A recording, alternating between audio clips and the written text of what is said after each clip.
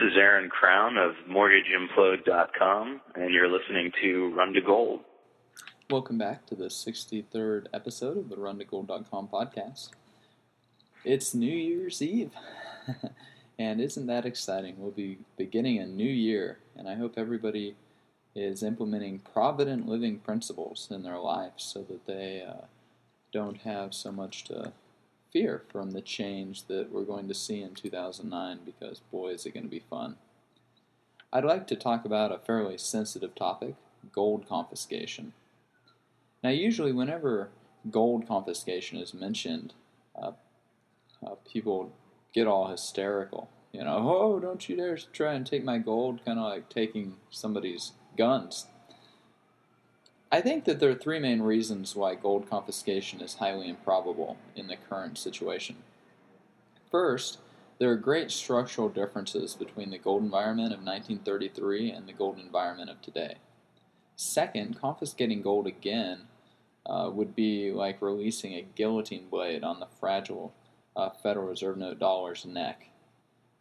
It would be horrible for it. Third, such a move would be political suicide.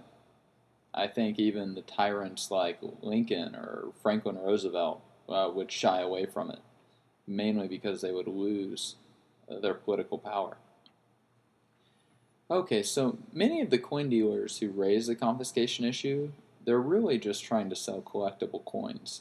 I've never really been much of a fan for numismatic coins or coins that you have to pay a very large premium on over the bullion price, because I'm after the bullion. I don't care whose visage is stamped in the metal. Next, I think that there are structural differences with the economy today and the economy back then. The economy back then, the currency used in ordinary daily transaction was tied to gold. I mean, right after Roosevelt issued the executive order, shortly thereafter he devalued from $20 per ounce up to about $35. Now, the executive order, it had plenty of loopholes in it. I mean, you could have less than 5 ounces for wedding bands, things like that. And gold had already pretty much been demonetized because the Fed was created in 1913. And so 20 years later, 1933, gold wasn't circulating hand to hand. So there really wasn't that big of a change in the ordinary day-to-day transactions. Currently, under 31 U.S.C. 5101 through 5118, those are our monetary provisions in the federal law, gold clauses are legal and enforceable in contracts. So if some tyrant wanted to outdo Roosevelt, what could the possible rationalization be to the market? I mean, they've been spending decades trying to brainwash us that gold isn't money. Now they want to confiscate it at all? I don't think so. Now, governments, they often do act irrationally. They're perpetually lying and cheating and stealing and murdering. But they do have a common purpose. They have inertia. They want to maintain the status quo. Everyone wants to maintain their power. So very rarely do those in power seek a way to surrender it. So if they were to try and confiscate gold, it would instantly vaporize the dollar. A fiat currency only has value because of the confidence placed in it. There's no real difference between a Federal Reserve note dollar and a monopoly dollar. And so much of the federal debt's owned by foreign investors, and if there were a gold confiscation order, I think it would shock their confidence, and they'd immediately dump their dollars, because nothing would be fair, in the land of the free and home of the brave, because this would be an evident attack on property rights. Additionally,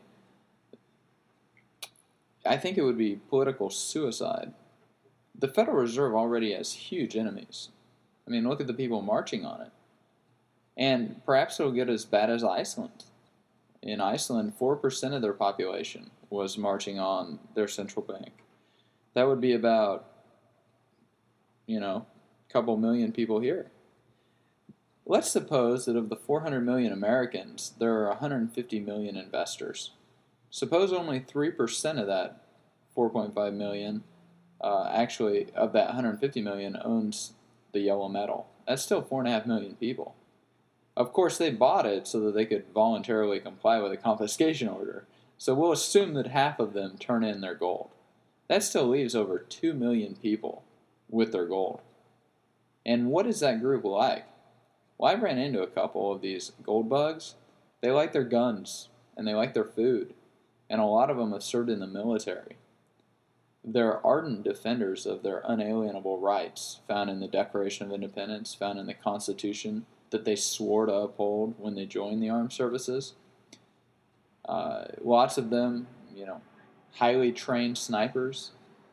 These are the gold standard advocates. They understand that gold protects against despotic inroads on the part of government. And so they're going to be highly distrustful of any political acts trying to steal their gold. They're not going to just hand it over to the vampire squids. So what is the government going to do? Well, first they got to track down who owns the gold. And gold, by its very nature, is very difficult to track. That's one of the reasons governments hate it. So what are they going to do? Go door to door trying to find it? You know how costly and disorderly and dangerous that's going to be? Say a single agent doesn't take kindly to these 2 million plus highly armed individuals who willfully and deliberately ignored the confiscation order in the first place, and there's some type of a scuffle, and this jackbooted Blackwater mercenary for the vampire squid shoots this upstanding person in this society. Maybe he owns a local business or he's the local pastor. Oh, that's going to look great on YouTube. So, and additionally, it's going to take at least 6 mercenaries to enter the house and another 6 to seal the perimeter. So it's going to take 12 people to go door to door after one person. It's just not feasible. And then once you do have the gold, you could hide it anywhere. You could bury it in your backyard, put it in a can, it's in your pantry. Sure, we could see some gold investors die, kind of like some people died in Waco and Ruby Ridge, in a firefight. But the atrocity of seeing these upstanding, peaceful leaders of the community being invaded in their own homes and murdered in their own beds, those videos would go viral on YouTube.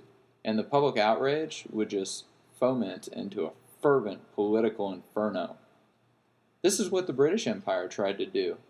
They implemented the Stamp Act. People wouldn't comply, so they'd lock villages inside of churches and set the churches on fire. That's how you piss off people. That's how you start a revolution. That's how you encounter violent opposition. And King George thought that he was still going to win? It's laughable. He didn't have the will of the people behind him. He lost in the battlefield of ideas. And so these Blackwater mercenaries, they're considered apparitions of Satan. These vampire squids in government costumes. If they try to confiscate gold, I don't think it's going to go very far. I think it's extremely difficult to do. I don't think it's viable politically. I don't think it's in the best interest of the government vampire squids to do it. And even if they tried to do it, a lot of people might have gold in offshore havens like Switzerland through something like gold money. So good luck trying to get that. Plus, there's a lot of other targets to pillage that would be a lot easier, like Social Security or Medicare. Oh wait, they already did that. How about 401ks and IRAs? They could nationalize those, kind of like Argentina did. So for these reasons, I think that the probability of a future gold confiscation is extremely low. Not to discount that they might do it, just that the probability of it happening isn't very high. You've been listening to episode 63 of the RunToGold.com podcast, and Happy New Year. I want to say one thing. These guys are pretty serious players in our industry. We provide links from this website to their websites. Take a look at what Trace Meyer has to say at his website, RunToGold.com.